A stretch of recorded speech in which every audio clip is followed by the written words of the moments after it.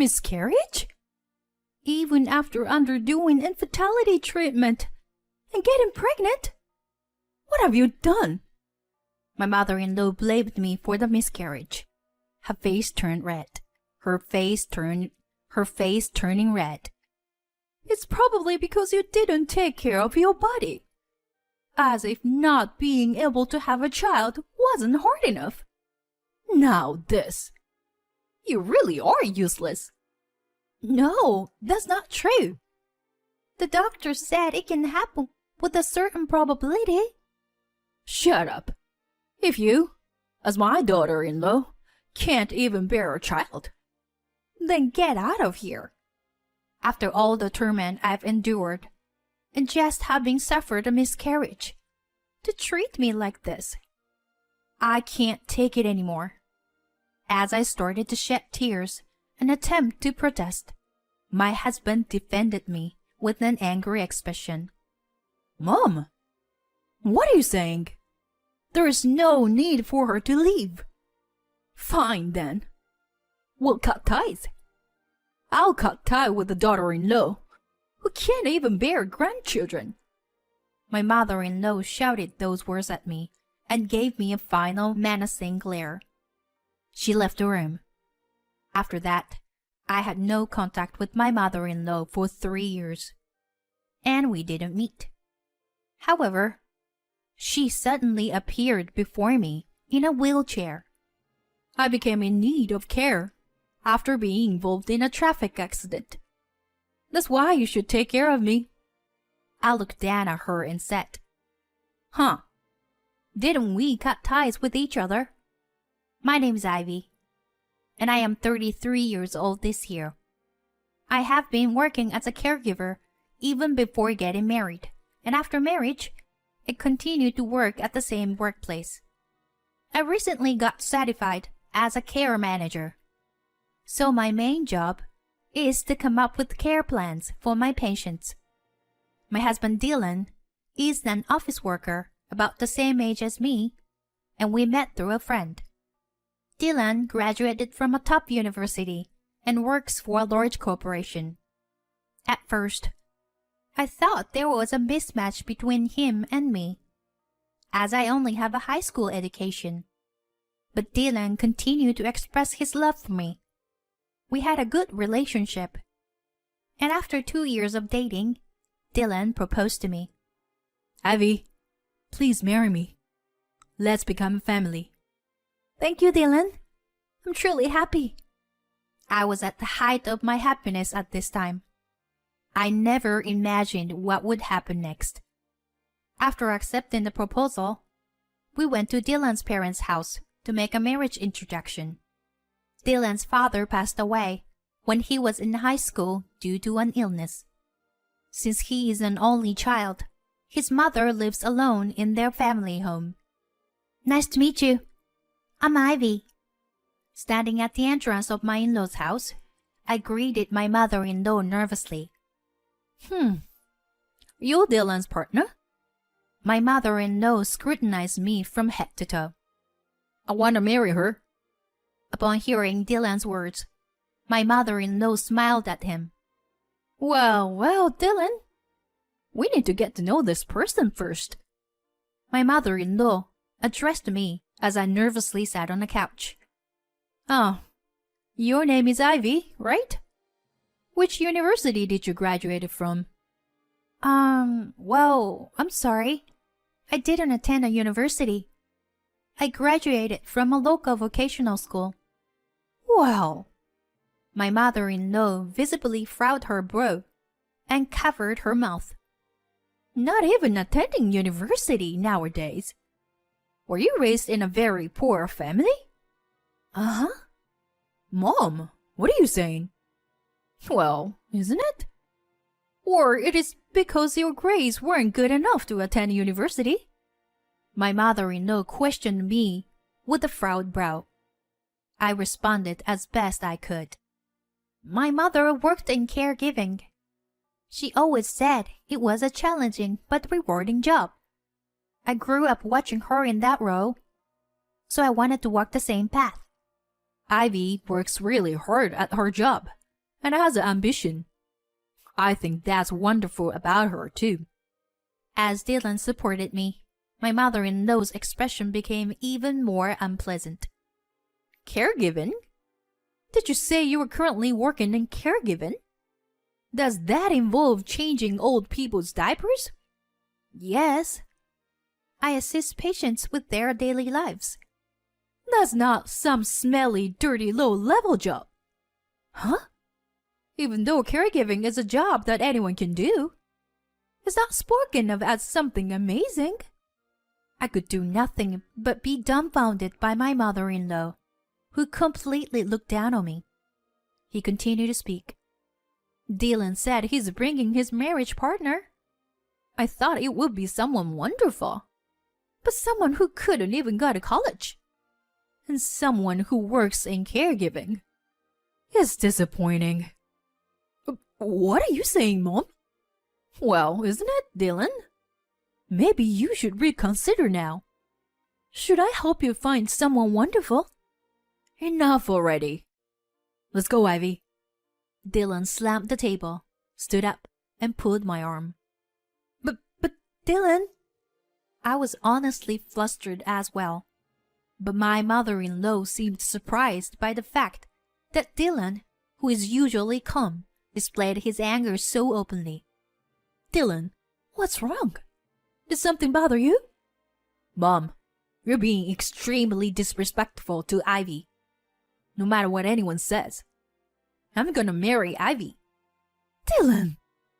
Dylan's clear declaration made me feel happy. Then, my mother-in-law let out a deep sigh. Fine. If Dylan insists on it, I'll approve of the marriage. Mom. But in return, Ivy, make sure you fulfill your duty as a wife. Have children quickly. Understood? Yes. And so, Dylan and I were acknowledged by our respective parents and decided to register our marriage. We rented an apartment, considering the distance from our workplaces. But I was a little concerned about it being close to my in-laws' house. I wanted to avoid getting involved with that mother-in-law as much as possible. It seemed like she didn't like me. And anyway, she shouldn't be interfering. My hopes didn't last long, as my mother-in-law started visiting our home almost every day, and began making snide remarks about various things. Ivy, there's dust accumulating on the curtain rail. Oh, I'm sorry. I have work on weekdays, so I was planning to do it on a weekend. Don't make excuses when you don't even have much work to do. Yes, I'm sorry. Such exchanges have become commonplace in our daily lives. Moreover, my mother-in-law would come over during the time when I returned from work. As if it were natural, she would have dinner with us. Ivy, what is this seasoning? What did you learn at your parents' house? Mom, don't say things like that. It tastes perfectly fine. No, Dylan. It's not good because you spoil her. I'll be strict. You see. Yes, I'm sorry. After my mother-in-law left, Dylan apologized to me. Ivy, I'm sorry about my mom. It must be suffocating, right? No, it's true. Then I am an inadequate wife. Besides, your mother is all alone. She might feel lonely. That was the only response I could give. Rejecting my mother-in-law, who rings the doorbell almost every day, it's something I cannot do. Furthermore, after a year of marriage, my mother-in-law started saying things like this. My friend Mrs. Smith just became a grandmother the other day. Oh, congratulations to her. My response excited my mother-in-law. And Mr. Davis and Mrs. Miller also have grandchildren. I'm the only one without grandchildren. Well, You two are already in your 30s, right? Yet, you still haven't had children? We have our own pace. If you keep talking leisurely like that, you'll never have children. Hurry up and give birth to a child, so that I can have a grandchild. Understood? Yes. My mother-in-law started urging me to have a grandchild every time she saw my face. I felt the pressure myself as we were struggling to conceive. Dylan reassured me that there is no need to rush, but age is still a factor. We decided to visit an infertility clinic together. There, we were told that I have a difficult time getting pregnant. However, with diligent treatment, there is still a possibility of having a child. I was shocked by this result and ended up crying in front of Dylan. Dylan, I'm sorry. I'm just not in the right body for this. Well, what are you talking about, Ivy? I actually think it's perfectly fine for just the two of us to live together. No, I still want to have a baby with you, Dylan. I'll undergo fertility treatment. I see. I understand. But let's not push yourselves too hard. And so, our journey of fertility treatment began. I regularly visited the hospital, enduring painful tests and treatments. I took medication and received injections, but I wasn't getting pregnant. Even after 2 years of marriage, the situation remained unchanged, and I continued to be attacked by my mother-in-law. My stress gradually accumulated. We decided to move from conventional infertility treatments to advanced ones. Specifically, we decided to invest around $3,000 for IVF.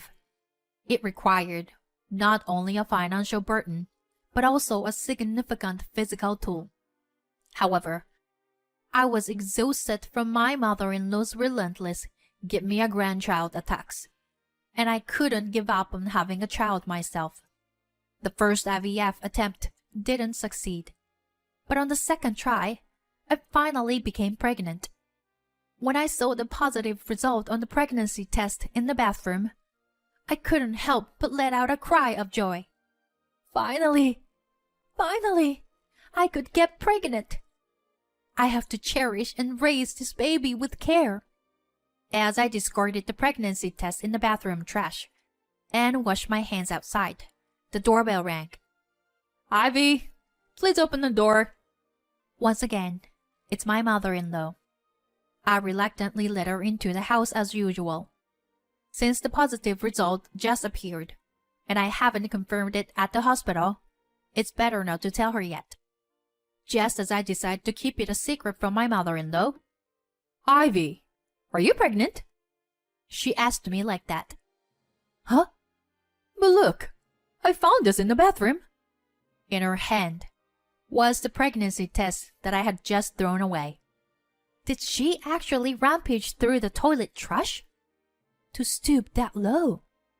As I was in shock, my mother-in-law blurted out these words. I always thought you were useless, unable to get pregnant. But now you finally did it. Now I can have a grandchild too. Oh, how wonderful. Just as I was speechless, Dylan returned home. I'm back. Oh, Dylan, that's wonderful. It seems Ivy is finally pregnant. What? Ivy? Is it true? Yes. I just got a positive result on the pregnancy test. But it's still early. Really? I'm so happy. Faced with Dylan's joy, I couldn't say anything at that moment. That night, I decided to talk to Dylan. Hey, Dylan. Getting a positive result on the test doesn't guarantee a successful pregnancy in the early stages. There is a high possibility of miscarriage. Is that so? Yeah. That's why I thought it would be best to keep it a secret from your mother for now. But then she found the test in the toilet. Mom is looking forward to her grandchildren. I'm sure she'll adore them. Yeah. I went to bed with anxiety weighing on me. The next day, I went to the OBGYN clinic, and it was confirmed that I was pregnant. However, 2 weeks later, I received this news. We couldn't detect the baby's heartbeat. In other words, I had a miscarriage in the early stages of pregnancy. After the surgery, when I returned home, I broke down in tears. Dylan had a solemn expression on his face and gently struck my back. Ivy, for now, take your time to rest. Gather yourself before moving forward. Dylan, I'm sorry. Truly sorry. At that moment, the doorbell rang. Unfortunate timing. It was the time when my mother-in-law would usually visit. Let's ask her to leave today. I stopped Dylan from doing so. I need to explain the situation to your mom. As my mother-in-law entered the house, she was startled by the sight of my tear-stained face. Why are you crying? Could it be... Yes, I had a miscarriage. There was a brief moment of silence after I uttered those words. Just as Dylan was about to say something, my mother-in-law spoke up. Miscarriage? After undergoing fertility treatment and finally getting pregnant? You had a miscarriage? What did you do to cause this? Huh? Her face turned bright red as she approached me. It's probably because you didn't take care of yourself properly. As if it wasn't enough that you couldn't have children. Now this has happened. You really are a useless daughter-in-law. That's not true. Miscarriages can happen with a certain probability, as the doctors have explained. Shut up! If you can't even give birth to a child as a daughter-in-law, then get out of here. After enduring her constant bullying and now facing a recent miscarriage, I couldn't take it anymore. As I tried to protest through my tears, Dylan stepped in to protect me with an expression of anger. What are you saying, Mom? Ivy doesn't need to leave. Fine. Then let's cut ties. I'm cutting ties with a daughter-in-law who won't bear me grandchildren. She shouted those words, glaring at me one last time, before storming out of the room. Then my mother-in-law really stopped coming to our house. My husband Dylan was also quite angry with my mother-in-law's words and actions, to the point that he didn't even try to contact her. I couldn't forgive what she said, but to be honest, I felt relieved that we no longer had to interact with her. The emotional wounds from the miscarriage didn't heal easily. However, I was gradually trying to move forward and overcome it. 3 years passed by during that time. Just when I had almost forgotten my mother-in-law's face, she suddenly appeared at our house. And what's more, she was in a wheelchair. Oh, Ivy, it's been a while, hasn't it? What happened to you? Never mind that. Can you let me into the house? I struggled a bit, but I let her into the house. It seems that my mother-in-law's right hand and right leg don't move properly. You see, I was involved in a traffic accident. I was hospitalized because of it, but I have residual effects. And now I need care. My mother-in-law started talking non-stop, without considering my feelings or opinions. So, you should take care of me. Bathing and going out are difficult for me, you know? Huh? I couldn't help but raise my voice. Seeing my reaction, my mother-in-law continued her tirade. Since you are a daughter-in-law, it's only natural for you to take care of your mother-in-law. You're working in caregiving, aren't you? And yet, as a wife who can't even have children, I'm asking you to take on the role. Regarding that, We did cut ties, right? Yes, but I'm saying I'm willing to reconsider. It's fine. Please take your leave. What? What's that supposed to mean? Are you abandoning me? My mother-in-law seemed genuinely surprised, while I looked down at her with a cold stare. While I was being constantly bullied and hurt after experiencing a miscarriage. It was you who told me to get out, useless. Right?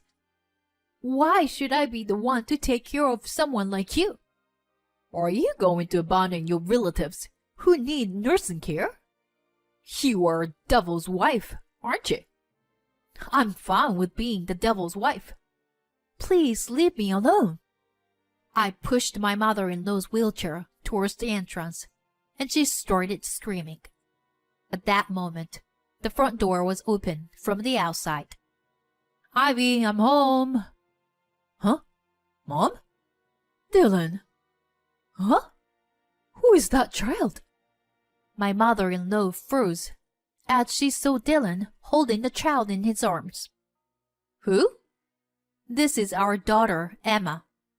Dylan took her to the park. I held our daughter firmly in my arms as I received her from Dylan. What? A child? I didn't hear about this. Upon hearing that, my mother-in-law's eyes widened. Yes, after cutting ties with my mother-in-law, the stress seemed to disappear. Thanks to that, we quickly conceived a child. The child was born safely, and our daughter is already 2 years old. Well, I didn't say anything. I can't believe someone would utter such abusive words to Ivy. It's not what I would expect from a mother. Dylan, you know how much I long to hold my grandchild, right? I'm aware of that, but even so, I can't let someone who hurts my wife off the hook. So, what do you need today? As Dylan casually said that, my mother-in-law's mouth was left agape. I explained the situation to my husband. Upon hearing this, Dylan furrowed his brow. There's no way I would let Ivy take care of you. Just go home already. What are you saying? That's right. I'm going to live here together. I want to be with my grandchild too. Ivy can take care of me. It's as simple as that. I said we cut ties, didn't I? I'm sorry, but I can't live together. I won't provide any caregiving. My mother-in-law squeaks and grits her teeth and tries to grab me. Dylan stopped it. Got it. I'll find a facility for you. Dylan? Just quietly enter the facility. That would be the best for you, right? Now, go home. Dylan took his mother, who was causing a commotion in her wheelchair, without any argument. Afterwards, his mother moved into a facility he had found. Initially, she contacted us repeatedly, asking to visit and see her grandchild. However, as we continued to ignore her, those requests gradually ceased. Neither Dylan nor I have visited her, and we have no intention of doing so in the future. She will spend her old age alone, with a disabled body, but I have no sympathy for her. However, I do not sympathize with her. With her personality, she will find a way to persist stubbornly anywhere she goes. She may not be liked by those around her, but on the other hand, our family of 3 enjoys a peaceful and happy life. Recently, I discovered that I am pregnant with our second child. It seems that this time it will be a boy. I intend to prioritize our family's happiness and cherish our lives moving forward.